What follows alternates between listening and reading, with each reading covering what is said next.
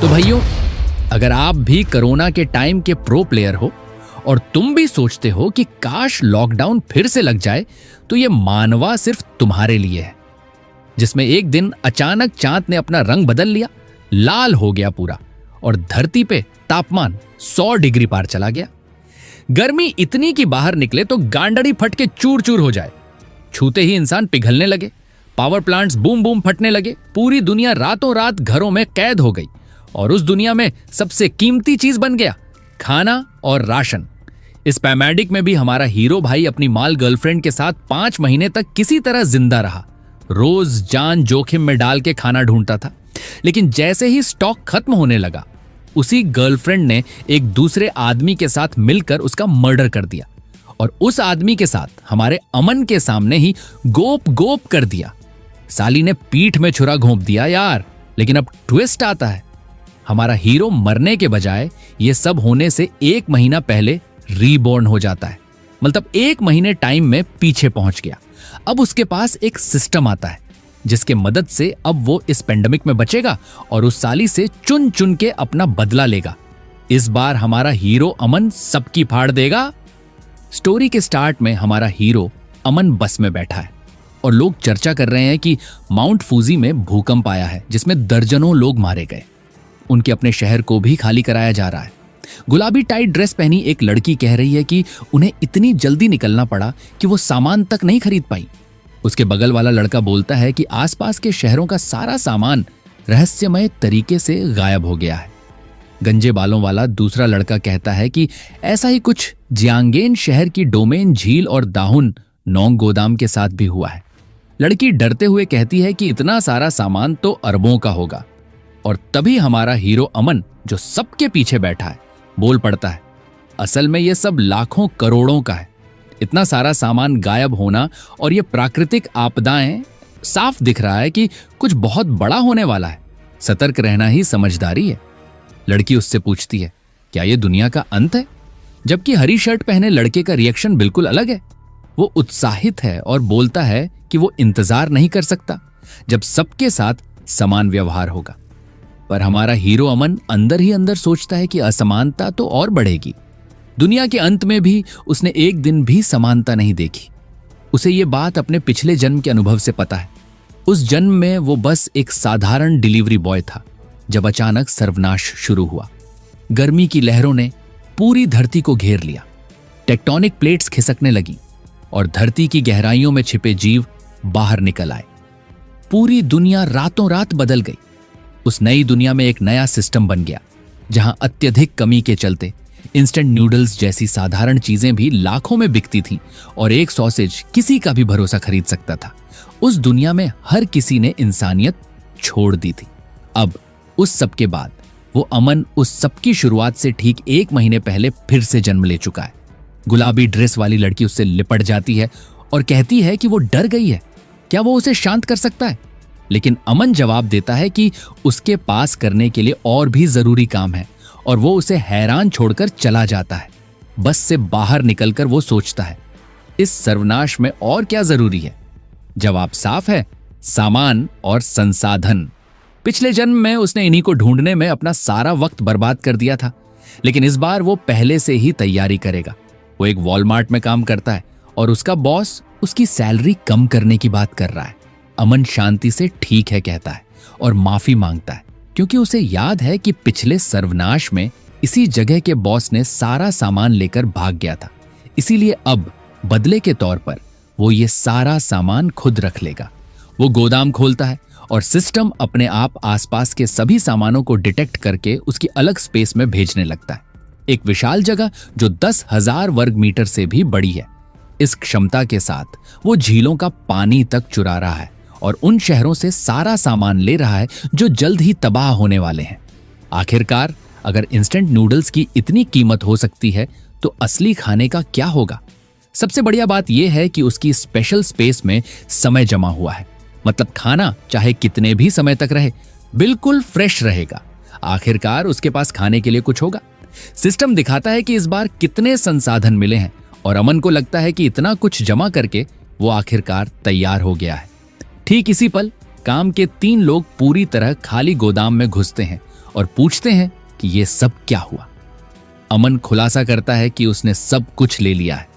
Boss कहता है कि उसे समझ नहीं आ रहा कि उसने ये कैसे किया, लेकिन बाकी दोनों को उसे पकड़ने का आदेश देता है। पर जैसे ही वो उसके पास पहुंचते हैं, अमन एक कदम पीछे हटता है और रहस्यमय तरीके से हवा में गायब हो जाता है। वो लोग हैरान खड़े रह जाते हैं कि वो कहाँ गया, जबकि अमन बाहर दोबारा प्रकट होता है।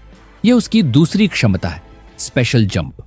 अपनी स्पेशल पावर का इस्तेमाल करके वो खुद को 3 मीटर दूर तक टेलीपोर्ट कर सकता है। इससे वो आसानी से सामान जमा कर सकता है और बिना किसी झंझट के वहां से गायब हो सकता है।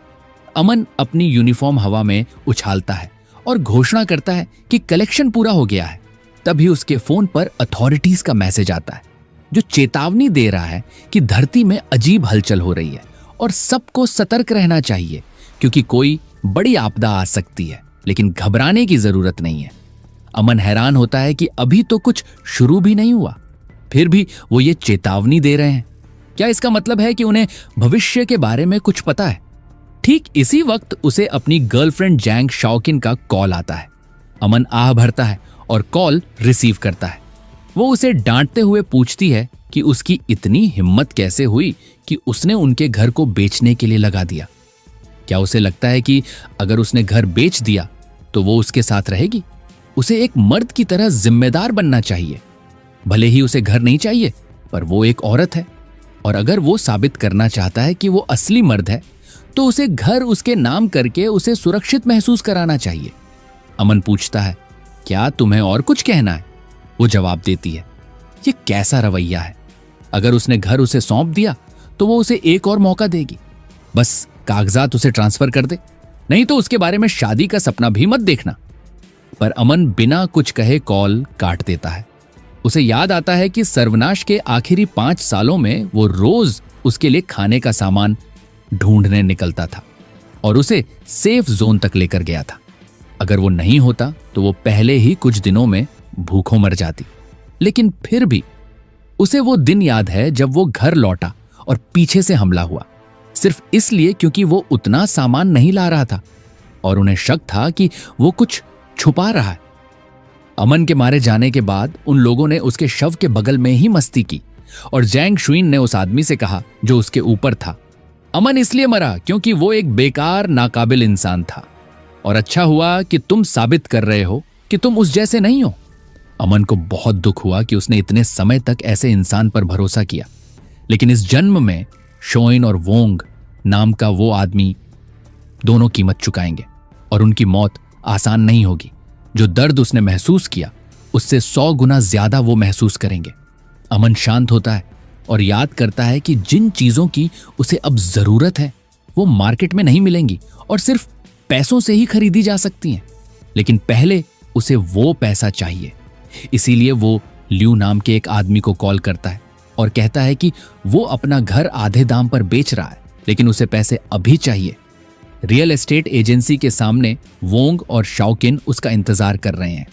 जब अमन आता है तो शाओकिन उसे डांटती है कि उसने उसे इतनी देर इंतजार क्यों कराया, लेकिन अमन उसे नजरअंदाज करके अंदर चला जाता है।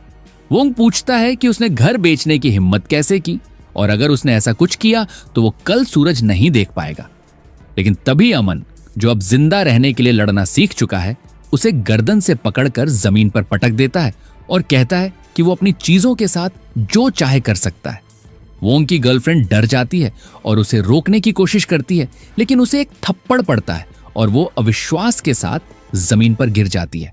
जमीन पर पड़ा वोंग उसे छोड़ने के लिए गिड़गिड़ा रहा है, कह रहा है कि उसका दम घुट रहा है, लेकिन अमन कहता है, चिंता मत कर, तुम इतनी आसानी से नहीं मरोगे। फिर वो वोंग को छोड़ देता है, जो सदमे में जमीन पर पड़ा रहता है, जबकि अमन रियल एस्टेट एजेंसी में चला जाता है। इस पल शाओकिन उसे धमकी देती है कि वो इस मौके को फायदा उठाए। अगर वो घुटने टेक कर माफी मांगेगा तो वो उसके मामले पर विचार करेगी, लेकिन अगर उसने ऐसा नहीं किया तो उसके साथ शादी के बारे में भी न सोचे। अमन पीछे मुड़कर उन दोनों की तरफ देखता है जो डर के मारे भाग जाते हैं। अंदर रियल एस्टेट एजेंट उसे पानी ऑफर करता है और कहता है कि वो उसका घर खरीदेगा। अब वो क्या सोचता है? एजेंट की योजना साफ है। अमन का घर 10 लाख का है, लेकिन वो उसे 7 लाख में बेच रहा है। बस उसे खरीदकर किसी और को बेचना है और अच्छा खासा मुनाफा कमाना है। अमन बेचने को राजी हो जाता है, लेकिन उसे पूरे पैसे अभी चाहिए। आदमी मान जाता है कि वो सब ट्रांसफर कर देगा और कल सुबह तक सब कुछ सेट हो जाएगा। अमन बिल्कुल राजी हो जाता है, क्योंकि जैसे जैसे तापमान बढ़ेगा घरों की कीमत पूरी तरह खत्म हो जाएगी। कई आपदाएं आने के बावजूद शहर अभी भी शांत है। ज्वालामुखी, भूकंप, सूरज, सब कुछ अभी दूर है। सड़क पर चलते हुए अमन क्विक लोन का एक पोस्टर देखता है। वो तय करता है कि वो अपने घर के डॉक्यूमेंट्स के साथ वहां जाएगा। वहां पहुंचकर वो हैरान रह जाता है कि ये तो उसी आदमी का बड़ा भाई है जिसे उसने अभी अभी पीटा था, और उसे पता है कि ये आदमी पहले ही कुछ दिनों में किसी मॉन्स्टर का शिकार बनकर मर जाएगा। आदमी कहता है कि वो उसे 5 लाख का लोन दे सकता है, बस उसे घर के डॉक्यूमेंट्स छोड़ने होंगे। अमन डॉक्यूमेंट्स दे देता है और कहता है कि उसे और 1 लाख चाहिए, और वादा करता है कि वो 1 हफ्ते में कैसीनो में जीतकर सब कुछ वापस लौटा देगा। लोन देने वाले को यह सुनकर अच्छा लगता है और वो सोचता है कि ये लड़का जरूर उन जुआरियों में से है जो जुए की लत में अपने रिश्तेदारों को भी बेच डालते हैं। इस तरह ये कभी पैसे वापस नहीं कर पाएगा, घर उसके पास रहेगा और उस पर कर्ज भी बना रहेगा। इसके साथ ही वो आदमी मान जाता है और अमन के अकाउंट में और 6 लाख ट्रांसफर हो जाते हैं। शाओकिन वोंग के साथ गुस्से में है और कह रही है कि अमन इसकी कीमत चुकाएगा। जैसे ही वो दोनों मिलने जा रहे थे, अमन वहां से निकल रहा होता है और वो उसे देख लेते हैं। वोंग पूछता है कि वो यहाँ क्या कर रहा है और डर के मारे उसकी गर्दन पकड़ लेता है, लेकिन वो दोनों उसका पीछा करने का फैसला करते हैं। अमन को याद है कि सुनामी की वजह से कई इमारतें ढह जाएंगी, लेकिन ग्रीन सिटी का ये होटल हर आपदा को झेलते हुए आखिर तक खड़ा रहेगा। उसे पता है कि प्रेसिडेंशियल स्वीट बहुत अच्छे से सुसज्जित है और इसमें पूल भी है। शायद ये कुछ समय के लिए बेस के तौर पर इस्तेमाल करने के लिए अच्छी जगह है। सर्वनाश के आखिर तक भी इस जगह पर लंबे समय तक खाना मौजूद रहा था। उसका स्वागत अटेंडेंट ल्यूसिन्यू करती है और पूछती है कि वो उसके लिए क्या कर सकती है। अमन कहता है कि उसे एक बैंक्वेट के लिए 1000 टेबल्स चाहिए, जिसे सुनकर वो चौंक जाती है। वो उसे कुछ टेबल ऑप्शंस दिखाती है और सोचती है कि ये लड़का जरूर किसी बहुत अमीर आदमी का बेटा होगा। अमन कहता है कि उसे वो टेबल चाहिए जो 10,000 रुपये प्रति टेबल के हिसाब से आती हैं, और वो 5 लाख रुपए की एडवांस डिपॉजिट देगा। जब सब कुछ सेट हो जाएगा तो वो बाकी का पेमेंट कर देगा। वो थोड़ी अविश्वासपूर्ण है, लेकिन कहती है कि वो पेमेंट के लिए उसके साथ चले, और सोचती है कि भले ही उसका ये पेमेंट ज्यादा नहीं है, लेकिन जो आसानी से 5 लाख खर्च कर देता है उसके पास निश्चित ही और पैसे होंगे, इसीलिए उसकी मदद करना ही बेहतर है। कमरे में जाकर वो पूछती है, क्या आपकी शादी हो रही है? अमन जवाब देता है, हाँ, ये सब एक शादी के लिए है, और वो प्रेसिडेंशियल स्वीट भी चाहता है। कुछ देर बाद अमन होटल से बाहर निकल रहा है, बहुत खुश है। उसे 1 करोड़ रुपए से ज्यादा का खाना मिल गया है, जिसमें उसने सिर्फ 5 लाख एडवांस दिए थे, और बाकी के पैसे की कोई चिंता नहीं है, क्योंकि जब सर्वनाश शुरू होगा तो उसके पास जो बर्फ के ब्लॉक्स होंगे वो करोड़ों में बिकेंगे। उसे जाते हुए देखकर अटेंडेंट सोचती है कि जो भी लड़की उससे शादी करेगी वो बहुत लकी होगी। ठीक इसी पल शाओकिन आकर पूछती है कि वो आदमी यहाँ क्या कर रहा था। अटेंडेंट पूछती है कि वो कौन है, तो वो कहती है कि वो अमन की गर्लफ्रेंड है। अटेंडेंट फिर बताती है कि उसके बॉयफ्रेंड ने 1000 से ज्यादा लोगों के लिए बैंक्वेट का ऑर्डर दिया है और 5 लाख रुपए एडवांस दिए हैं। उस जैसा बॉयफ्रेंड मिलना वाकई बहुत बड़ी किस्मत की बात है। हालांकि अटेंडेंट उसे देखकर सोचती है कि ये लड़की ज्यादा से ज्यादा 7/10 ही होगी, लेकिन उसका फिगर अच्छा है। आखिर अमीर लड़के ऐसी लड़कियों को ही क्यों पसंद करते हैं? आशा और वोंग हैरान रह जाते हैं। 10 करोड़ का बैंक्वेट। अटेंडेंट कहती है कि हाँ, ये सच है और शायद उसे अभी पता नहीं चला, लेकिन कई अमीर लोग ऐसा ही करते हैं। वो रिलेशनशिप में आते हैं और शादी के दिन तक अपने पैसे छुपा कर रखते हैं। शाओकिन को यकीन होने लगता है और वोंग को लगता है कि उस लूजर के पास इतने पैसे हो ही नहीं सकते। हालांकि अटेंडेंट उसे 5 लाख के ट्रांसफर की रसीद दिखा देती है। सड़क पर वोंग शाओकिन से पूछ रहा है कि 1000 लोगों के बैंक्वेट में वो किसे बुलाएगा। अब शाओकिन आश्वस्त है और कहती है तुम्हें कुछ समझ नहीं आ रहा है ना? वो मुझे अपने अमीर दोस्तों के सर्कल में इंट्रोड्यूस करने की कोशिश कर रहा है। तभी वो मेरी असली पहचान सबके सामने लाएगा। वोंग पहाड़ों में जाने और एडवेंचर करने की बात करता है, लेकिन वो उसे थप्पड़ मारती है। वो सोचती है कि उसे उस लूजर के साथ रहने के लिए जितने मौके मिल सकते हैं बनाने होंगे, और खुद को एक अमीर घराने की बहू के रूप में कल्पना करती है, जो आरामदायक कुर्सी पर बैठी है और उसकी सेवा हो रही है। उसकी आंखों में चमक आ जाती है। उसने कभी ऐसा सीन नहीं सोचा था। वो जरूर अमन उस लूजर से शादी करेगी और वो बहुत अच्छा होगा। इसी बीच अमन बस ये जोड़ घटाव कर रहा है कि उसने क्या क्या किया है। घर के 7 लाख, लोन के 6 लाख और बैंक्वेट के 5 लाख।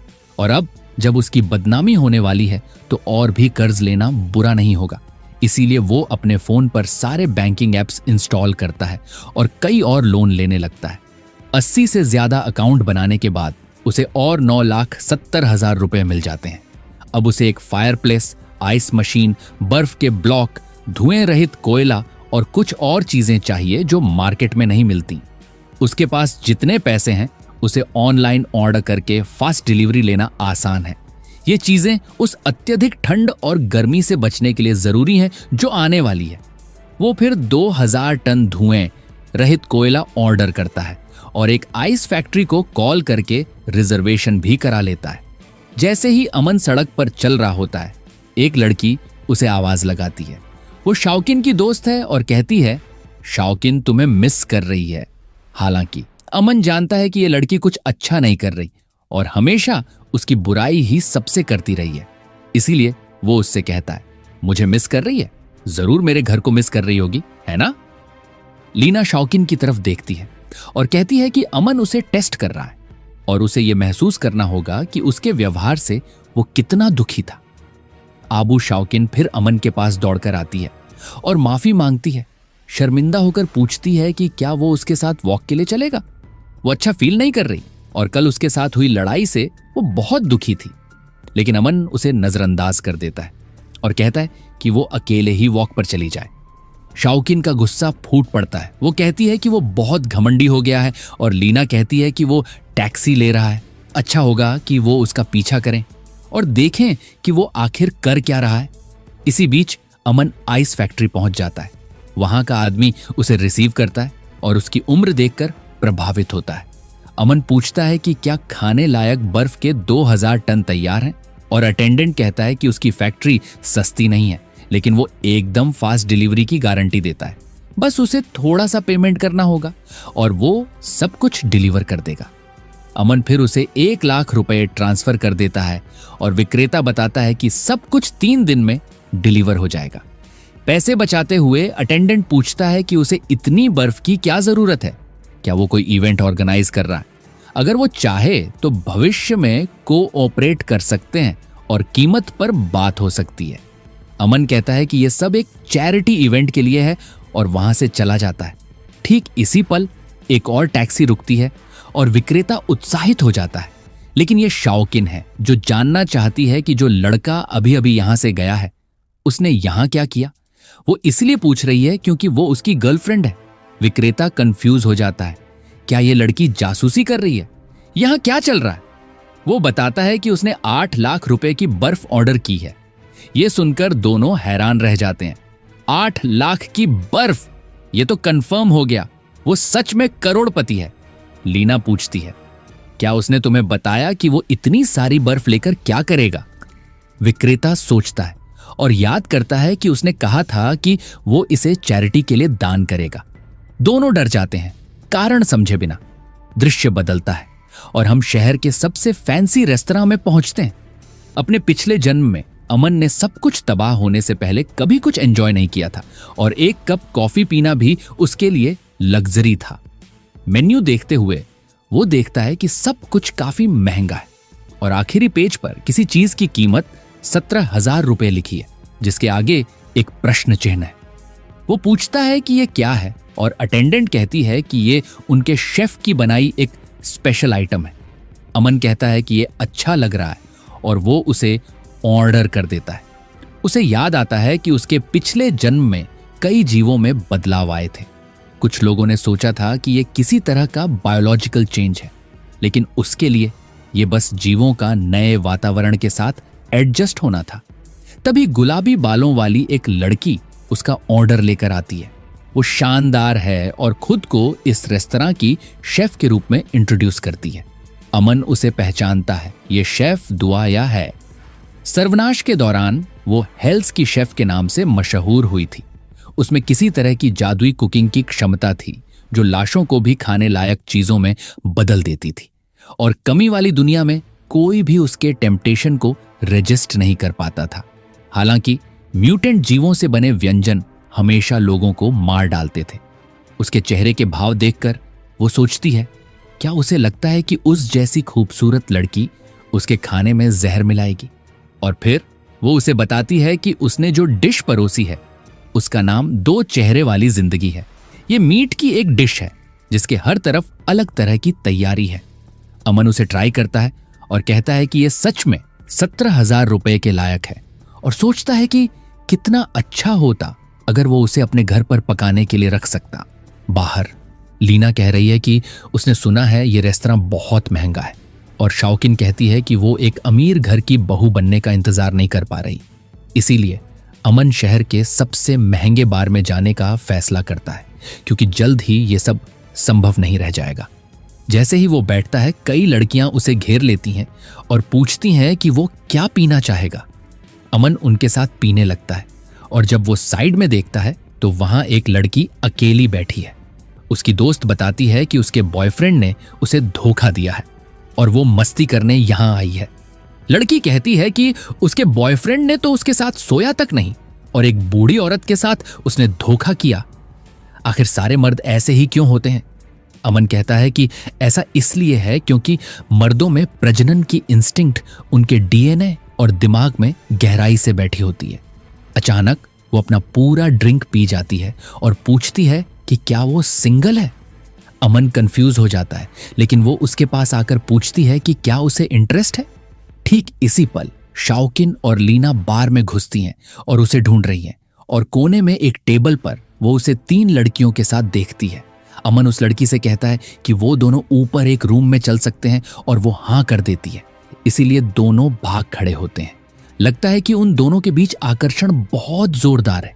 काजियोचिन और लीना चिल्लाते हुए उन्हें रोकती है, लेकिन वो दोनों कमरे की तरफ भागते हैं, अंदर जाते हैं और दरवाजा बंद कर लेते हैं। अमन उस लड़की से उन दोनों के लिए माफी मांगता है, और लड़की शर्माते हुए कहती है कि ये उसकी पहली बार है। अमन अजीब महसूस करता है और उसके माथे पर हल्का सा थपथपाता है। कहता है कि वो जरूर शराब के नशे में है जो ऐसा कर रही है। वो उसे कहता है कि अगले कुछ दिनों तक घर से बाहर ना निकले और खाने का सामान जमा कर ले। वो कहती है कि वो समझ गई, और फिर वो कहता है कि उस जैसी लड़की को ऐसी जगहों पर नहीं होना चाहिए। इसके साथ ही वो दरवाजा बंद करके चला जाता है और सोचता है कि ये एक शर्म की बात है, लेकिन वो इस मौके का फायदा नहीं उठा पाएगा। जब अमन कमरे से बाहर निकलता है तो शाओकिन और लीना सारे दरवाजे खटखटा रही हैं, लेकिन अमन आसानी से वहां से निकल जाता है, और अगले दिन उसे बर्फ, कोयले से लेकर बैंक्वेट तक की सारी डिलीवरी वाली ट्रकें मिल जाती हैं। वोंग भीड़ में कंफ्यूज है, सोच रहा है कि आखिर अमन ने इतना बड़ा गोदाम क्यों किराए पर लिया है और इतना सारा सामान क्यों ले रहा है। अब तक तो शाओकिन भी कंफ्यूज होने लगी है, सोच रही है कि वो आखिर कर क्या रहा है। ठीक इसी पल लीना बताती है कि ग्रीन सिटी होटल का बैंक्वेट आ गया है। वो कारपेट बिछा रहे हैं और सारी टेबल्स को खूबसूरती से अरेंज कर रहे हैं। क्या ऐसा तो नहीं कि अचानक बहुत सारे लोग आएंगे और वो उसके सामने अपना प्यार जताएगा और प्रपोज करेगा? शाओकिन अब बहुत अकड़ने लगती है। कह रही है कि जब वो अमीर औरत बन जाएगी तो अमन कीमत चुकाएगा। इसी पल लीना उसे लुभाने की कोशिश करने आती है। कहती है कि वो बक्से उठाने में मदद करेगी। अपने दिमाग में वो पक्की है कि उस जैसे अमीर आदमी की सिर्फ एक औरत नहीं होगी, है ना? जब तक वो उसमें जो कुछ भी है उसका थोड़ा सा ही दिखा दे तो शायद वो भी कुछ मजा ले पाएगी। इसी बीच अमन सोच रहा है कि वो इस तरह की फ्री लेबर को नहीं खो सकता। आखिरकार इतनी सारी बर्फ और टेबल्स सेट करने के लिए उन्हें कुछ मदद की जरूरत होगी। कुछ समय बीत जाता है और आखिरकार वो सब कुछ खत्म कर देते हैं। शाओकिन पसीने से तरबतर है और उसके पैर कांप रहे हैं। वो कहती है कि वो सुबह से लेकर अब तक सामान उठा रही है। जैसे ही वो उसकी बीवी बनेगी, वो उसके सारे पैसे लेकर रहेगी। जमीन पर लेटी लीना भी थक चुकी है। कह रही है कि उस लानत के आदमी ने सच में उन्हें वो भारी बर्फ के बक्से उठवा दिए। शाओकिन कहती है कि अब बस हो गया इस टेस्ट का। उसे प्रपोज करना होगा और पार्टी शुरू करनी होगी, नहीं तो मेहमान आ जाएंगे। और लीना कहती है कि उसे जल्दी करनी चाहिए क्योंकि खाना ठंडा हो रहा है। इसी बीच अमन सभी डिलीवरी वालों को अच्छी खासी एक्स्ट्रा रकम देता है जो दिल से उसे धन्यवाद देते हैं। ठीक इसी पल शाओकिन आकर पूछती है, अमन, क्या तुम्हें मुझसे कुछ कहना नहीं है? अमन कहता है, हाँ। वो उसकी मदद के लिए उसे धन्यवाद देता है, लेकिन दुर्भाग्य से उनके लिए कोई पेमेंट नहीं है, इसीलिए वो अब जा सकती हैं। शाओकिन सदमे में रह जाती है और उससे कहती है कि वो मजाक बंद करे। मेहमान तो आ ही चुके हैं, 1000 टेबल्स का इंतजाम है। वो बस क्यों नहीं कबूल करता कि वो उससे शादी करना चाहता है ताकि उनकी अच्छी जिंदगी शुरू हो सके। अमन पीछे मुड़कर देखता है और कहता है कि ये उसके लिए नामुमकिन है। आखिरकार उसने तो घर बेच दिया है और कर्ज का ढेर लगा लिया है। क्या वो सच में उससे शादी करना चाहती है? लीना कहती है कि ये सब होगा। जब वो दोनों चले जाते हैं तो अमन सोचता है कि जब सर्वनाश शुरू होगा तो उन्हें पछतावा होगा। वो फिर गोदाम का दरवाजा बंद करके अपनी स्पेशल स्पेस में सब कुछ स्टोर करना शुरू कर देता है। इसके साथ ही सारी तैयारियां आखिरकार पूरी हो जाती हैं। होटल में वापस वांग दहाई उस आदमी के साथ जिससे उसने पैसे उधार लिए थे, वांग होयू शाओकिन को अलग ले जाता है और उसे कहता है कि वो उस लूजर अमन पर अब ध्यान न दे, वो हर वक्त उसके साथ रहेगा। वो दांत पीसती है और कहती है कि वो आज रात उसके परफॉर्मेंस का इंतजार कर रही है और वोंग उसे कहता है कि वो चिंता न करे, वो अपने भाई दा हाई से कहकर उस आदमी को डील करवा देगा। शाओकिन सोचती है कि वोंग वास्तव में इतना बुरा भी नहीं है। इसके अलावा उसका प्रभावशाली भाई भी है, वो निश्चित रूप से उस लूजर से बेहतर है। ठीक तभी अमन कहता है कि वो सच में किसी के भी साथ चिपक जाती है। वो चौंक जाती है और पूछती है कि वो यहाँ क्या कर रहा है, जबकि वोंग उसकी तरफ इशारा करके अपने भाई से कहता है कि ये वही आदमी है जिसने उसे मारा था। द हाई कहता है कि उसने उम्मीद नहीं की थी कि ये वही आदमी यहाँ मिलेगा और वोंग पूछता है कि क्या वो उस आदमी को जानता है। द हाई समझाता है कि इस लड़के ने उससे 6 लाख रुपए उधार लिए हैं और उसे कल तक वापस करने हैं। वोंग कहता है ये परफेक्ट है, वो इन दोनों बातों का एक साथ हल निकाल सकते हैं। शाओकिन अब खुशी से कहती है कि उसने सच में एक लूजर से छुटकारा पा लिया, खासकर एक ऐसे लूजर से जिस पर द हाई के भाई का कर्ज है। अमन कहता है कि उस जगह पर अच्छा खाना खाना वाकई नामुमकिन है और द हाई उसे याद दिलाता है कि पेमेंट की डेट कल है। वो यहाँ इस होटल में ऐसे क्या कर रहा है जैसे सब कुछ ठीक है। वोंग चिल्लाकर अपने भाई से कहता है कि वो इस आदमी से बात भी न करे क्योंकि उसने उसे मारा था। सिन्यू फिर प्रकट होती है और पूछती है कि क्या हो रहा है और क्या वो इसे सुलझा सकते हैं। द हाई कहता है कि अगर वो उस लड़के को घुटने टेक कर माफी मांगने पर मजबूर कर दे तो वो आज के लिए इसे छोड़ सकते हैं। वो फिर अमन से पूछती है कि क्या हो रहा है। अमन कहता है कि ये बस कुछ कीड़े मकोड़े हैं जो उसे परेशान कर रहे हैं। द हाई फिर टेबल पर जोर से मारता है और कहता है कि वो सिर्फ इसलिए शांत था क्योंकि उसका पेमेंट कल होना है। लेकिन दूर से एक मूंछों वाला आदमी पूछता है कि क्या हो रहा है और किसने उसे यहां तंग करने की इजाजत दी। अमन और द हाई इस आदमी को पहचानते हैं, ये गो कांग है।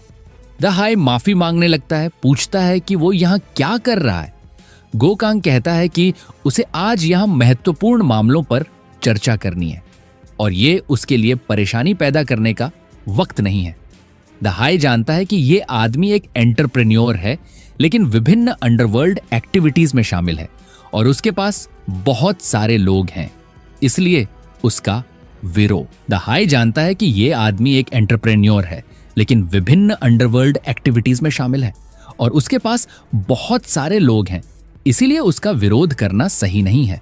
और इसके साथ ही वो माफी मांगता है और कहता है कि वो बाद में वापस आएगा। अमन इस आदमी को स्कल क्रशर के नाम से पहचानता है और सर्वनाश में यह आदमी सबसे ताकतवर ताकतों में से एक बन गया था और उसके पास हेल की शेफ भी काम करती थी। अमन को याद है कि यह होटल उन पहली जगहों में से था जहां कुछ लोगों में शक्तियां आई थी, और शायद वो इतना ताकतवर किसी ऐसी चीज की वजह से बना था जो यहां होने वाली है। गोकांग उसकी तरफ देखता है, जबकि अमन सोचता है कि इस होटल में जो भी मौका मिलेगा वो उसे हासिल कर लेगा।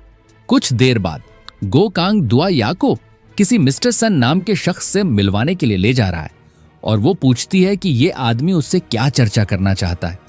मिस्टर सन कहता है कि वो अद्भुत मिस दुआ से मिलने का इंतजार कर रहा था, और फिर उसे एक ड्रिंक सर्व करता है। दुआ को एहसास होता है कि उस ग्लास में कुछ गड़बड़ है, साफ तौर पर किसी तरह की दवा है।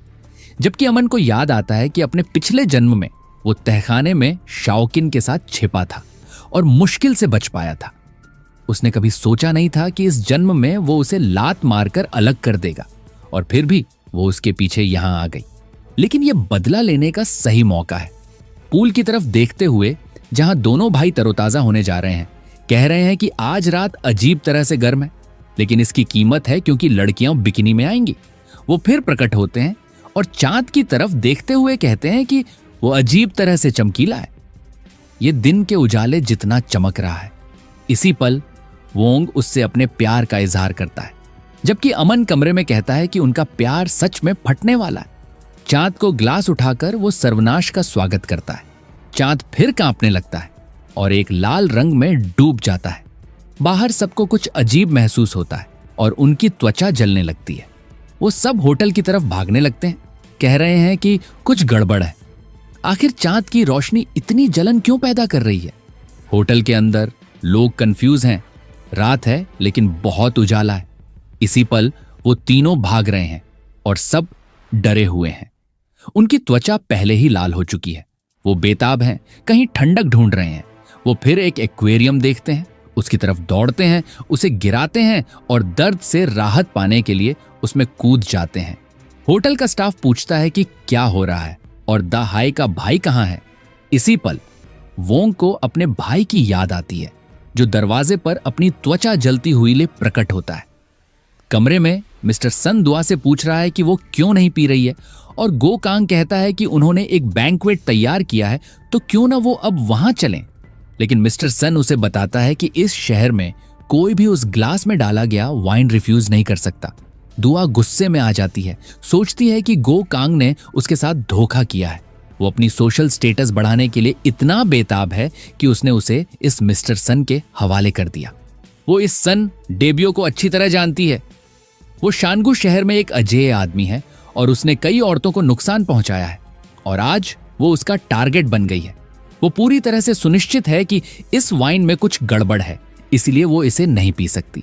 लेकिन वो क्या करेगी?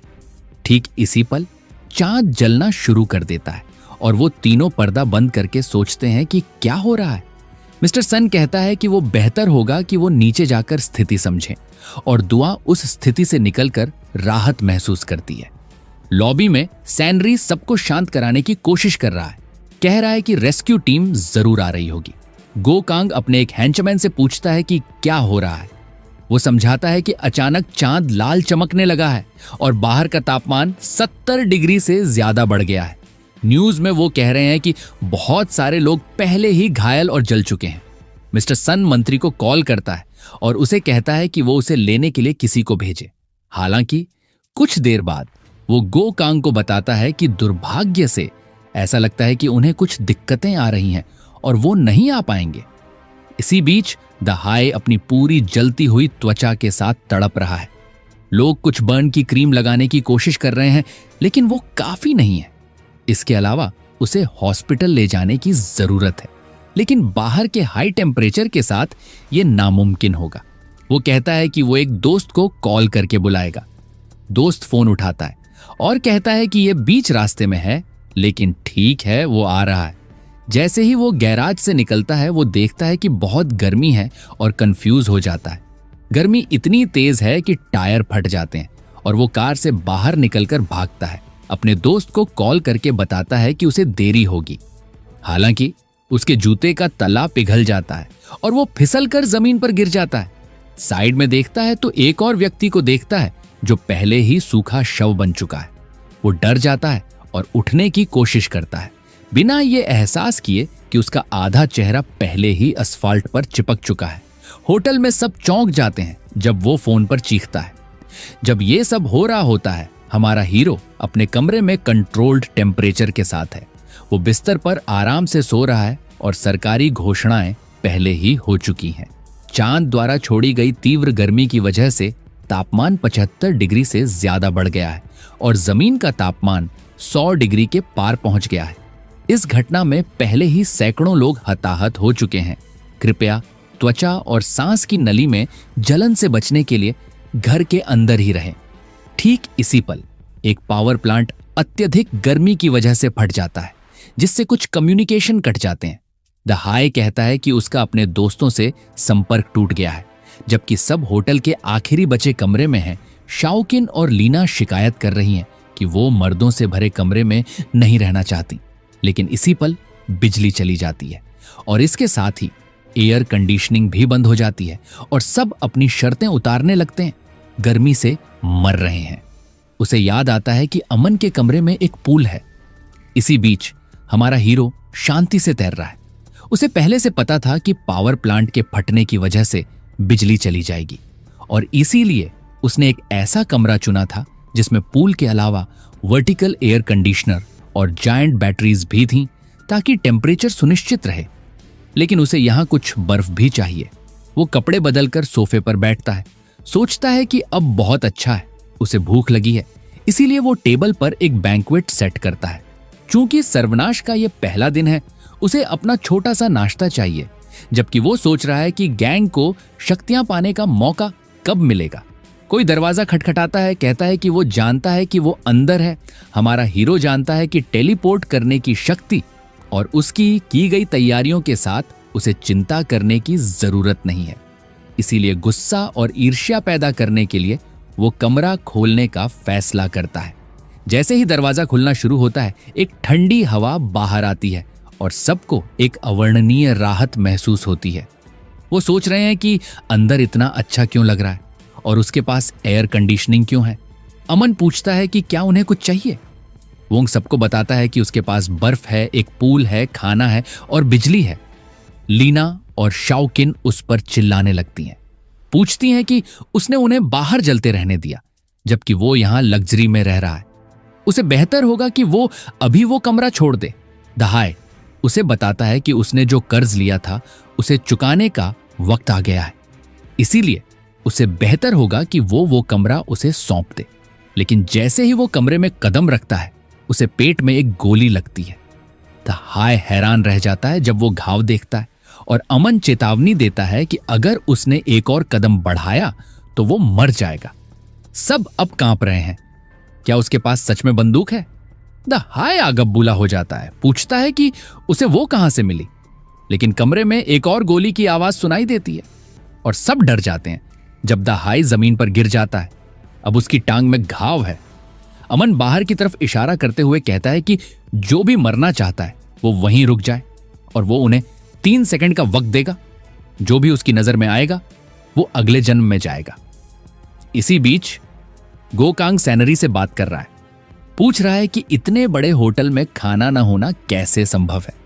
वो माफी मांगती है, कहती है कि उन्होंने हाल ही में 1000 से ज्यादा लोगों के लिए बैंक्वेट किया था और सामग्री और खाना आज आने वाला था। इस पल मिस्टर सन अपने शरीर पर पानी डालते हुए उसे आदेश देता है कि वो जितना भी पानी और खाना उसके पास है अभी ले आए।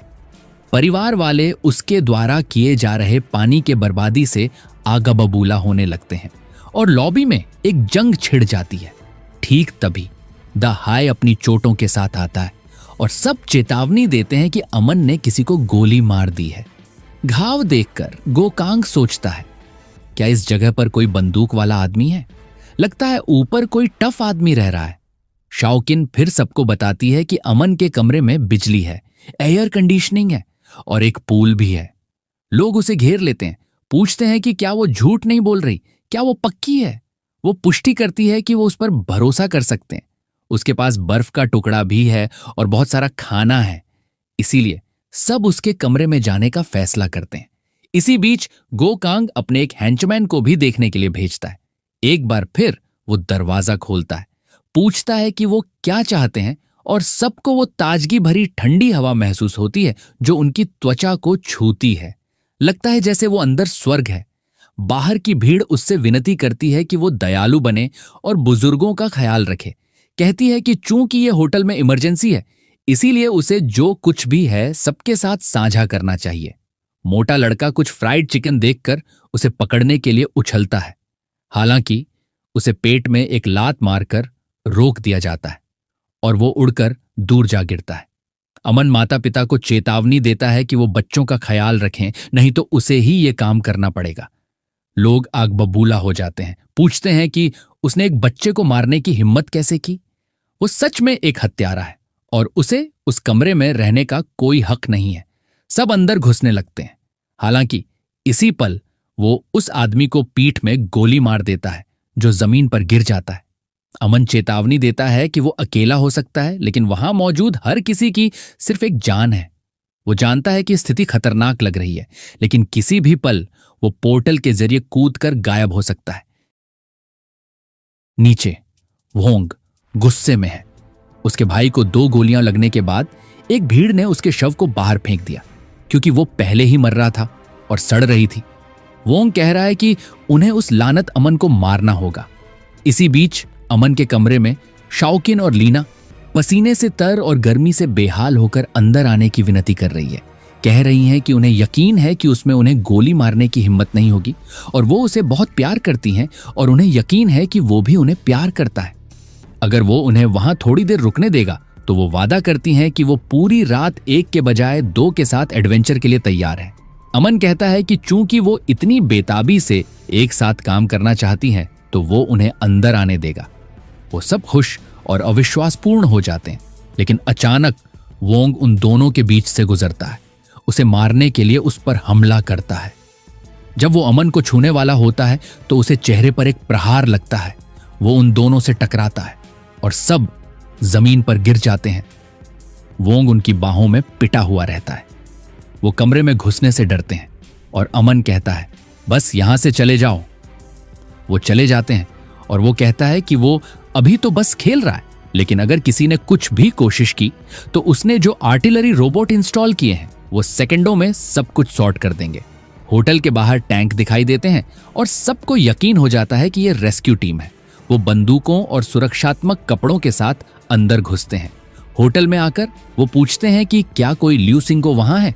वो आदमी खुद को इंट्रोड्यूस करता है और वो फिर उससे कहते हैं कि वो इंसुलेशन सूट पहने और उनके साथ चले।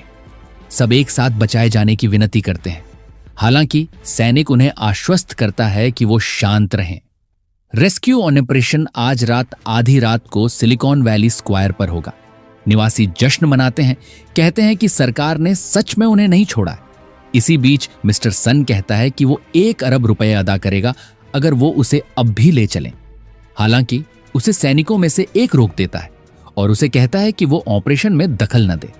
मिस्टर सन गोकांग से कुछ करने को कहता है, लेकिन साफ तौर पर इतनी सारी बंदूकें उसकी तरफ तनी हुई हैं, कोई रास्ता नहीं है। इसी पल शाओकिन एक सैनिक को पकड़ती है और कहती है कि ऊपर एक हत्यारा रह रहा है, और लीना कहती है कि उसने पहले ही कई लोगों को। एक स्लीपिंग गैस उसके पैरों के पास गिरती है और जब वो झुकता है, अमन पीछे से प्रकट होता है और उसके सिर पर प्रहार करता है। कुछ देर बाद वो कमरे में जागता है, समझ नहीं पा रहा कि क्या हो रहा है और इतनी ठंड क्यों है। अमन उससे कहता है, तुम्हारा नाम ल्यूक शियाओफेंग है और तुम स्पेशल फोर्सेस के कप्तान हो। अब जब तुम होश में आ गए हो तो चलो बात करते हैं। शियाओफेंग आसपास बर्फ के टुकड़ों को देखता है और पूछता है कि यहां क्या चल रहा है, वो कौन है और उसे वो ग्रेनेड और हथियार कहां से मिले। अमन कहता है कि वो बस एक रेगुलर लड़का है जिसने अभी अभी ग्रेजुएशन की है और उसे वो हथियार मिडिल ईस्ट की एक ट्रिप में मिले थे। अमन फिर पूछता है कि क्या सरकार ने रेस्क्यू पॉइंट्स कल सुबह के लिए सेट किए हैं, और शियाओफेंग इस तथ्य से चौंक जाता है कि उसे पहले से ही ये जानकारी है। अमन को एहसास होता है कि सब कुछ पिछले जन्म जैसा ही होने वाला है और शियाओफेंग को चेतावनी देता है कि भले ही आधी रात को तापमान कम है, लेकिन लोग बाहर 10 मिनट से ज्यादा नहीं झेल पाएंगे। बहुत सारे लोग तो बस रेस्क्यू पॉइंट तक पहुंचने की कोशिश में ही मर जाएंगे। श्याओ फैंग कहता है कि उनके पास कोई चॉइस नहीं है, क्योंकि बहुत सारे लोग अपने घरों में भूखे हैं जो अब और गर्मी नहीं झेल सकते। उनकी एकमात्र उम्मीद रेस्क्यू पॉइंट तक पहुंचना है, और चूंकि वाहनों को मॉडिफाई करना मुश्किल है, इसीलिए घर के अंदर के सबको बचाने का वक्त नहीं है। कम से कम अगर वो अपने सिर पर कुछ कंबल डाल लें तो शायद वो बच सकते हैं। अमन फिर अचानक अपना हाथ उसके कंधे पर रखता है और बंदूक सच में कुछ नहीं कर सकता। गो कांग के हेंचमैन पूछते हैं कि क्या वो सच में कुछ नहीं करेंगे और इस आदमी को बर्दाश्त करेंगे। गो कांग समझाता है कि जब सबको बचा लिया जाएगा तब भी उन्हें कनेक्शन की जरूरत होगी। अभी कार्यवाही करना खतरनाक है। इसी पल अमन प्रकट होता है और कहता है, अफरा तफरी के इन वक्त में भी तुम अब भी व्यवस्था बहाल करने का सपना देख रहे हो। हेंचमैन गुस्से में आ जाता है, लेकिन गो कांग उसे शांत होने को कहता है और पूछता है कि अमन नीचे क्यों आया है। अमन फिर बर्फ की एक बाल्टी दिखाता है, कहता है कि वो यहां बातचीत करने आया है। हेंचमैन गो कांग से कहता है कि अब उस लड़के को मारकर उसकी सारी चीजें ले लेना अच्छा रहेगा, लेकिन अमन बंदूक तान देता है और वो आदमी अपना विचार छोड़ देता है। गो कांग फिर कहता है कि उन्हें व्यापार की बात करनी चाहिए और वो उन दोनों को खाने लायक बर्फ सौंप देता है। जब वो इसे खाते हैं तो वो इसके स्वाद से प्रभावित हो जाते हैं। गो कांग अब अमन को मारकर उसकी सब कुछ लेने की इच्छा रखता है, लेकिन पहले वो उसकी मांगें पूरी करेगा। इसी पल मिस्टर सन उसे पेट में लात मारता है, कहता है कि वो एक लानत का झूठा है जिसने वो बर्फ के टुकड़े छुपाए, और उस पर पैर रखने लगता है। कहता है कि अगर उसने और कुछ छुपाया तो वो मर जाएगा। गो कांग का आपा टूट रहा है और मिस्टर सन दुआ को बैठा देखता है। कहता है कि वो बहुत शर्मीली लड़की है, सब गर्मी से मर रहे हैं और उसने अब तक अपने कपड़े उतारने की भी हिम्मत नहीं की।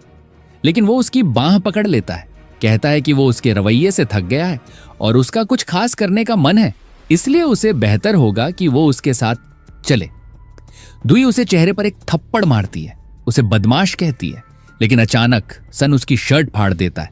कहता है कि उसकी अवज्ञा के लिए वो पहले फायदा उठाएगा और फिर हर कोई जो चाहे करेगा। वो डर कर जमीन पर गिर जाती है और वो कहता है कि वो बहुत पसीना बहा रही है और वो बस उस पर एक एहसान कर रहा है, जब तक गो कांग उसके पीछे प्रकट होता है और कहता है, बस हो गया। सन कुछ कहने के लिए मुड़ता है, लेकिन गो कांग उसकी गर्दन पर मुक्का मारता है, जिससे वो तुरंत टूट जाती है। वो जमीन पर मरा पड़ा रहता है और गो कांग कहता है कि अमन सही था। वाकई ये जगह पहले ही अफरा तफरी में है और उस जैसे लोगों को इसके साथ ही मर जाना चाहिए। और फिर चेतावनी देता है कि ये जगह अब उसके कंट्रोल में है। जो नहीं चाहता आज्ञा माने, वो या तो रेस्क्यू पॉइंट पर चला जाए या यहीं मर जाए। ऊपर अमन निरीक्षण करता है, कहता है कि जाहिरा तौर पर उसके शब्द प्रभावी थे। गो कांग पिछले जन्म में पहले ही इस जगह का बॉस था, इसीलिए उसने बस चीजों को तेज कर दिया और इसके साथ ही वो दोनों पहले ही बाहर फेंक दिए गए हैं। गो कांग फिर उस बर्फ को पीना शुरू कर देता है जो अमन ने उसे दी थी, जबकि शाओकिन और लीना थोड़ी शांति की विनती कर रही हैं, कह रही हैं कि वो जो कुछ भी चाहेगा करेंगी। वो उनकी तरफ फेंकता है, कहता है नहीं कि ठीक है, वो उन्हें कुछ देगा, लेकिन उन्हें बेहतर होगा कि वो किसी भी मांग का पालन करें।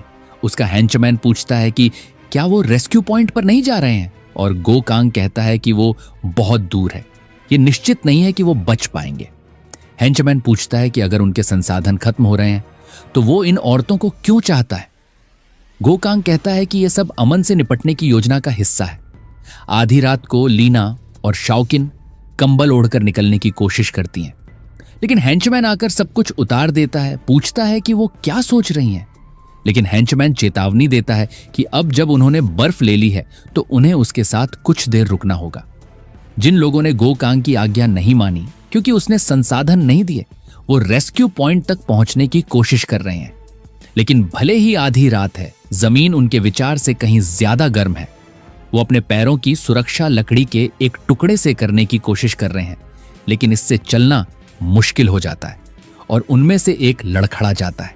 जमीन के संपर्क में आते ही उसके हाथ और चेहरा पिघल जाते हैं। बचे हुए व्यक्ति को पीछे मरने के लिए छोड़ देते हैं। इसी बीच दाहाई का शव, जो अब तक जमीन पर जल रहा था, लाल आंखों के साथ जाग जाता है।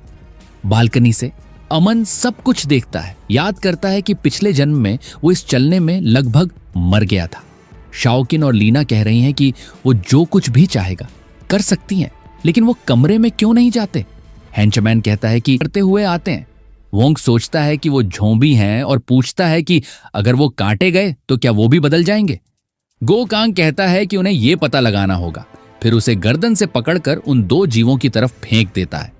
वोंग की पीठ सिर्फ जीवों के संपर्क में आने से ही जल जाती है और अमन एक ब्लेड के साथ प्रकट होता है। सबको कहता है कि रास्ता छोड़ दें। हैंचमैन विश्वास नहीं कर पाता कि वो इन राक्षसों से निपटना चाहता है और गो कांग उत्सुक है। सोचता है कि जैसे ही अमन उन दोनों को मारेगा, वो उसे मार देगा और उसकी सब कुछ ले लेगा। अमन जानता है कि गर्मी के संपर्क में आने वाले शरीर झोंबी में बदल जाते हैं, लेकिन वो कोई वायरस शेयर नहीं करते। कह सकते हैं कि वो सूखे राक्षसों की तरह हैं। फर्क सिर्फ इतना है कि ये राक्षस अपने पिछले जन्म की कुछ यादें रखते हैं। अमन स्थिर खड़ा रहता है और मिस्टर सन उसके पास से गुजरता है और गो कांग की तरफ बढ़ता है। ऐसा इसलिए है क्योंकि उसे उसी ने मारा था, लेकिन वोंग द हाई को अमन ने मारा था और उस पर हमला करता है। हालांकि स्थिति देखकर वो पक्का है कि गो कांग को कुछ शक्ति जगाने का मौका मिस्टर सन को मारकर ही मिलेगा। इसीलिए वो उसकी दिशा में जाता है और उसके मौके को काट देता है।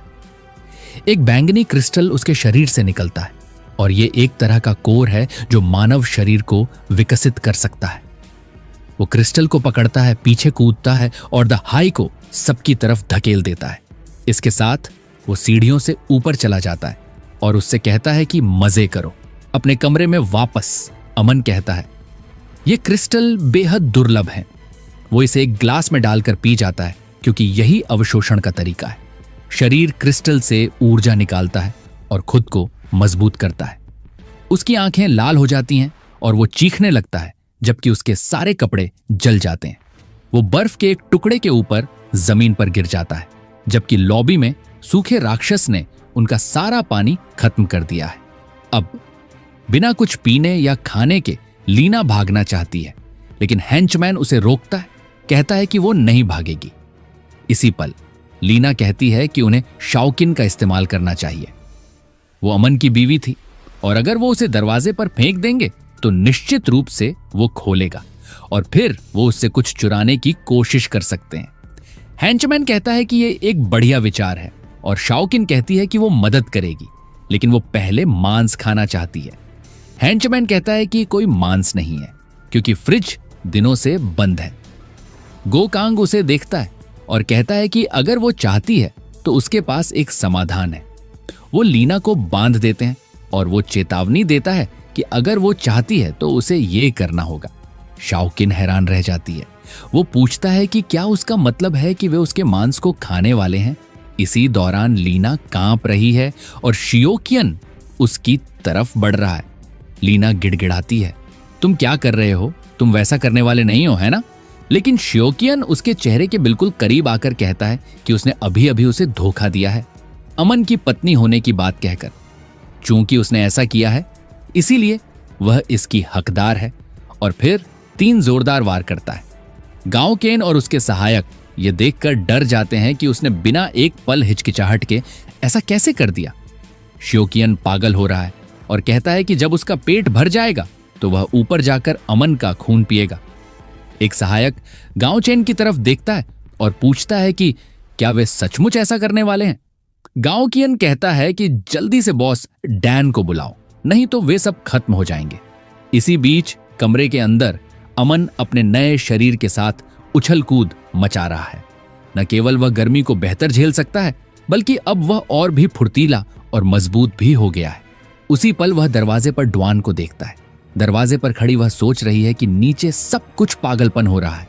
अगर वह वहीं रही तो उसके बचने का कोई मौका नहीं है। इसीलिए उसे अपनी किस्मत आजमानी होगी और यहां कुछ पाने के लिए अपनी बची खुची कीमत इस्तेमाल करनी होगी। ठीक उसी वक्त अमन नंगा होकर दरवाजा खोलता है और वह डर जाती है। वह चीखती है और वह माफी मांगता है, कहता है कि यह अनजाने में हुआ। वह कमरे में मिली किसी खबर से उत्साहित था। फिर वह उससे कहता है कि भले ही उसके पास संसाधन है, लेकिन वे सीमित हैं और वह फैसला करता है कि उनकी अभी अभी मुलाकात हुई है और सिर्फ इसलिए कि वह सुंदर है वह उसे स्वीकार नहीं कर सकता, है ना? उसे याद आता है कि पिछले जन्म में वह एक बहुत चतुर महिला थी। इसके अलावा उसने गैलन के साथ सहकारिता का रिश्ता बनाया था। हालांकि उसने उसे अपने आसपास रखने के बारे में सोचा तो था, लेकिन अब माहौल अजीब लग रहा है। तभी ड्वान उसे बताती है कि वह सिर्फ एक रसोइया नहीं है, बल्कि 3 साल से सर्जन के रूप में काम कर रही एक डॉक्टर भी है। वह सोच रही है कि उसका कमरा बेहद अच्छी तरह सुसज्जित है। न केवल यहाँ बिजली है, बल्कि बर्फ और खाना भी है। उसे यहाँ रहने के लिए अपनी काबिलियत साबित करनी होगी। सोफे पर बैठे अमन इस बात को स्वीकार करता है कि डॉक्टर होना वाकई में एक अच्छा प्रस्ताव है। हालांकि जैसा कि वह जानती है कि संसाधन अत्यंत दुर्लभ है और यह तय नहीं है कि कल तक वे जीवित भी रहेंगे या नहीं। यह सुनकर अनिश्चित महसूस करते हुए वह कहती है कि जब तक वह उसे कमरे से बाहर नहीं निकालेगा वह सब कुछ करेगी जो वह चाहता है। उसका प्रस्ताव सुनकर अमन तुरंत घोषणा करता है कि यही उसका नया घर है। वह शर्मिंदा महसूस करती है, सोचती है कि उसने जल्दबाजी में और अनजाने में कह दिया। अमन उसे चेतावनी देता है कि उसके पास अच्छा व्यवहार करने के अलावा कोई चारा नहीं है। अगर उसने उसे पीठ पीछे कुछ साजिश रचते पकड़ा तो उनका रिश्ता खत्म हो जाएगा। डैन उसे आश्वासन देती है कि वह समझ गई है और उसके किसी भी तरीके या दृढ़ संकल्प पर कभी संदेह नहीं करेगी।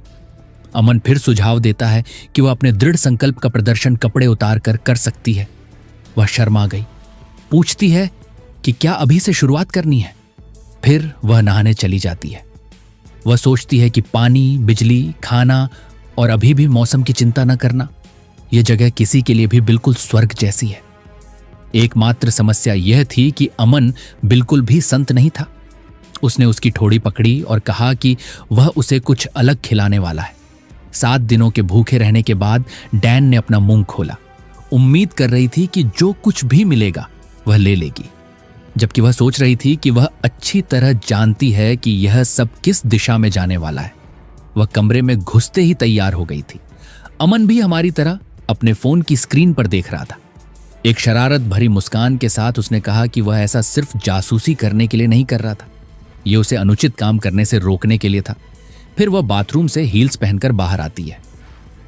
हे भगवान, शुक्र है कि वह डॉक्टर है, क्योंकि मुझे यकीन है कि कुछ दिलों की धड़कन रुक गई होगी। उसने अमन से पूछा भी कि क्या यह बहुत छोटी नहीं है। उसने उसे चारों ओर घूमकर दिखाने को कहा और वह शर्मा गई, और इसके साथ ही उसने इसे बेहद बारीकी से क्लिनिकल तरीके से जांचा और निष्कर्ष निकाला कि यह एकदम सही है। अचानक कोई दरवाजा खटखटाता है और मदद मांगता है।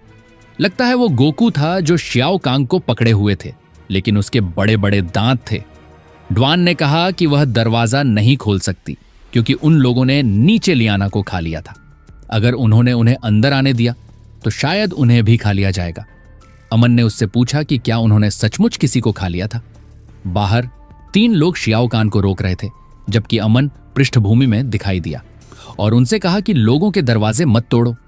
उन्होंने अमन की तरफ देखा। उनके चेहरे पर नसें उभरी हुई थीं और दांत विशालकाय थे।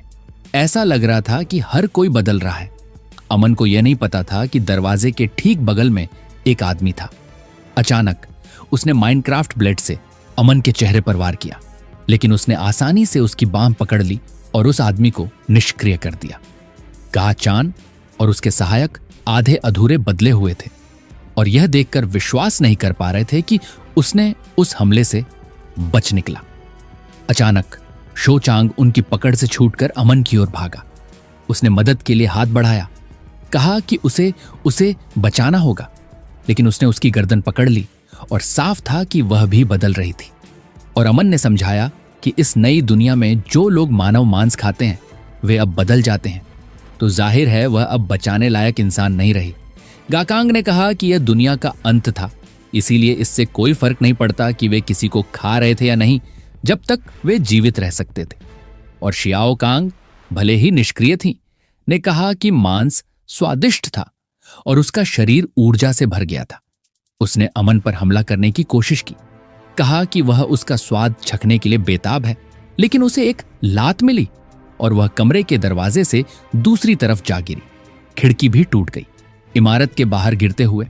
लेकिन आखिरी पल में उसने पकड़ बना ली और चढ़ना शुरू कर दिया। कहा कि अमन इतनी आसानी से नहीं बच पाएगा। लेकिन तभी उसने देखा, वह तेज धूप की चपेट में आ गई और जलने लगी। अमन शांति से अपना हाथ जेब में डाले खड़ा था, जबकि तीनों बदमाग उसकी तरफ दौड़े, कहते हुए कि उसे हथियार निकालने का मौका नहीं दिया जा सकता। लेकिन शांति से अमन ने पूछा कि उन्हें क्यों लगता है कि वह गोलियां बर्बाद करेगा। अचानक उनमें से एक अमन के चेहरे के सामने कूद गया। कहता है कि वह उन्हें बहुत कम आंक रहा है। और चोरी छिपे आए उस आदमी ने माइनक्राफ्ट हथियार निकाला और कहा कि उसे बर्बाद करना पसंद है, और उसने उस आदमी को सिर पर चढ़ दिया। भले ही वे राक्षस थे, लेकिन उन्होंने अपनी चेतना बरकरार रखी थी। इसीलिए उन्होंने चारों ओर फैलकर उस पर हर तरफ से हमला करने की योजना बनाई। जबकि अमन ने सामने से आने वाले एक को खत्म किया, दूसरा बदमाश पहले से ही छत पर ऊपर था, चेतावनी देते हुए कि न केवल वे तेज थे, बल्कि उनकी प्रतिक्रिया का समय भी बहुत बेहतर था। हर तरफ से एक एक हमला करते हुए उसने फायदा उठाया और आगे बढ़कर अमन को चेतावनी दी कि उसका अंत हो गया है। उसे भरोसा था कि एक मुक्के से वह लड़के को खत्म कर देगा और उसकी सारी चीजें छीन लेगा। लेकिन अमन कूदा और बीच में ही उसे पकड़ लिया। पूछा कि क्या वह बात करना खत्म कर चुका है, और इसके साथ ही वे दोनों नीचे गिरे। अमन ने उसका सिर जमीन पर पटक दिया। एक और माइनक्राफ्ट प्ले उसके लिए आया, लेकिन अमन एक पेशेवर था और उसने आसानी से उसे रोक दिया। एक ही चाल में उसने एक झोंबी को निहत्था कर दिया और दूसरे को बगल में ही खत्म कर दिया। गान ने इस मौके का फायदा उठाकर मुक्का मारने की कोशिश की, लेकिन उसकी गर्दन भी पकड़ में आ गई और अमन ने उसे दीवार से टकरा दिया। लेकिन तभी गलियारे की ड्वान स्तब्ध रह गई और उसका नाम पुकारा। लेकिन उस समय तक अमन ने अपनी बरसरकर शक्ति सक्रिय कर ली थी और उसके पंजों ने केवल छोटे छोटे खरोंचे ही की। शाकिन अविश्वास के साथ घूमी। अपनी पूंछ का इस्तेमाल करते हुए एक तेज चाल में वह अमन की पीठ तक पहुंच गई, और इस बात का फायदा उठाते हुए कि वह स्थिर था, उसने उसे सीधे कंधे पर काट लिया। लेकिन उसके दांत उसकी त्वचा को भेद नहीं सके, जो स्टील जितनी मजबूत लग रही थी। वह समझ नहीं पा रही थी कि अभी अभी क्या हुआ। अमन ने पूछा कि क्या उसके दांत सजावट के लिए हैं, लेकिन चेतावनी दी कि अब उसकी बारी थी। उसने एक बांह पकड़ी और फिर दूसरी। वह उसकी पीठ पर पीछे की ओर कूदा, उसे निष्क्रिय कर दिया। उसने अपना पैर उसकी रीढ़ की हड्डी पर दबाया, और जब वह प्रतिक्रिया करने में असमर्थ रही तो उसने पूछा कि क्या वह तैयार है। इसके साथ ही उसने उसकी दोनों बाहों को बाहर खींच लिया, जबकि कूदकर उसे जमीन पर पटक दिया। शियोकिन पीड़ा में जमीन पर गिर गई और अमन ने शानदार अंदाज में उसके पीछे उतरते हुए उसके हाथों में दांतों के अवशेष पकड़े हुए थे। अवशेषों को फेंकते हुए उसने कहा कि वह उसे इस सर्वनाश में और भी ज्यादा दुख देने की योजना बना रहा था। लेकिन अब जब वह ऐसी हो गई है, उसने उसे जल्द से जल्द खत्म करने के लिए मजबूर कर दिया। लेकिन अचानक उसने कुछ देखा। अपनी पूंछ का इस्तेमाल करते हुए शियोशिन ने जमीन पर पड़े एक शव को पकड़ लिया। उसने अपना राक्षसी मुंह खोला और उस आदमी को निगलना शुरू कर दिया। उसका मुंह उसकी रीढ़ की हड्डी के किनारे तक फैल गया और उसके शरीर का पुनर्जनन हो सकता था। उसने अपनी बाईं बांह खींची और कहा कि वे इसी से शुरुआत करेंगे। उसके दूसरे कान के पास से उसने कहा कि अब दाहिनी बांह की बारी है, और दूसरी खींच ली। राक्षस तड़प रहा था। चारों अंगों को ऊपर उछालते हुए वह जमीन पर गिर गई, टूटी फूटी अवस्था में, लेकिन वह आसानी से ठीक हो गई। जैसे ही वह 100% वापस आई, अमन ने कहा कि पहला दौर खत्म हो गया है, लेकिन बेहतर होगा कि वह तैयार हो जाए, क्योंकि दूसरा दौर शुरू होने वाला था। कमरे से डैन सब कुछ देख रही थी। अंगों के चारों ओर उड़ने का दौर। जबकि अमन उसे बार बार खत्म करता रहा, वह एक बार फिर ठीक हो गई और तीसरे दौर का समय आ गया।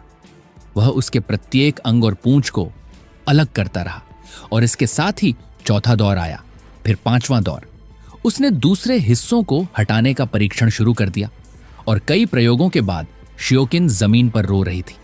जबकि अमन ने कहा कि वह पहले ही संतुष्ट हो चुका है कि वह राक्षस नहीं है, लेकिन उसमें बची थोड़ी सी मानवता ने उसे यह पूछने पर मजबूर कर दिया कि उसके साथ ऐसा व्यवहार क्यों किया जा रहा है। अमन को यह सवाल पसंद नहीं आया, खासकर इसलिए क्योंकि उसे अच्छी तरह याद था कि उसने अतीत में उसके साथ क्या किया था जब उसने उसके लिए सब कुछ किया और बदले में उसे पीठ में छुरा घोंपा गया। और फिर वह उस पर कदम रखने गया, कहा कि यह बदला है, और एक कदम के साथ यह च्योकिन का अंत था। अविश्वास और डरी हुई डैन ने जो देखा, उसने पूछा कि क्या वह ठीक है और क्या वह सामान्य है। लेकिन अमन ने उसके सवाल को नजरअंदाज कर दिया और सिर्फ यह जानना चाहता था कि क्या वह तैयार है। उस अराजकता के बीच वह उलझन में थी और पूछती है, किसके लिए तैयार? अमन उसके पीछे से करीब आया और कहा कि वह अभी इतना वीर था, क्या उसे इनाम नहीं देना चाहिए? डैन सहमत हो गई क्योंकि उसने केवल इतना पूछा कि क्या यह ठीक यहीं होगा। शहर के दूसरे हिस्से में एक बचाव केंद्र पर किसी ने कहा कि तापमान सामान्य होते प्रतीत हो रहे हैं। खुले हाथों से इस व्यक्ति ने सोचा कि क्या यह सर्वनाश का अंत है, जब अचानक शफिंग थोड़ा शर्मिंदा होकर कप्तान को बुलाते हुए दिखाई दिया। उसने चेतावनी दी कि बचाव केंद्र की ओर बचे हुए लोगों की एक भीड़ आ रही है। और कप्तान ने देखा, छोटे बालों वाली और 3 विशालकाय हथियार ले जाने वाली उसने जो आ रहा था उसका अवलोकन किया। वे बचे हुए लोग नहीं थे, बल्कि झोंबी थे जो पहले ही सूखे राक्षसों में बदल चुके थे। जैसे ही कप्तान ने यह देखा, उसकी पुतलियां सिकुड़ गईं। राक्षस उनकी ओर दौड़ने लगे और उसने उस जगह से सभी नागरिकों को निकालने की चेतावनी दी। लेकिन झोंबी भीड़ अंतहीन लग रही थी और शियांग ने कप्तान से मौत के मुंह में जाने से बचने की गुहार लगाई, जबकि वह सबसे आगे मोर्चा संभाल रही थी। उसने उसे चुप रहने और बचाव केंद्र की ओर बढ़ने को कहा। इसी बीच अमन ने कहा कि अब वह उसकी तीसरी शक्ति का अनुभव करेगी। लेकिन मालडेन ने कहा कि उसने पहले ही कई बार उसकी तीसरी शक्ति का अनुभव कर लिया था। और अमन ने पूछा कि उन्होंने ऐसा कितनी बार किया है। बताओ भाई, कितना हरामी है बे, ये तो 19 मिनट वाले कलुआ से भी खतरनाक है। और ये माल की बात क्या करूं? अमन ने फिर बताया कि अब ये गर्मी कम हो जाएगी और इसके बाद पूरी दुनिया में सुनामी आएगी। ओ भाई, ये तो अलग ट्विस्ट हो गया। इस पार्ट में इतना ही भाइयों, पार्ट 2 जल्दी ही आएगा। आगे मंगवा में हम सुनामी का सीन देखने वाले हैं। अनम कैसे सरवाइव करता है, देखने ना मजा आएगा, क्योंकि पूरी दुनिया में 100 डिग्री गर्मी के बाद चारों तरफ सुनामी। और ये डैन को देख के तो हिलाने का मन कर रहा है। आता हूँ बाथरूम से। और हाँ, आगे के पार्ट तो और गर्मा गर्मी होगी। तो सब्सक्राइब करके रखना। मैं आता हूँ बाथरूम में। Bye bye.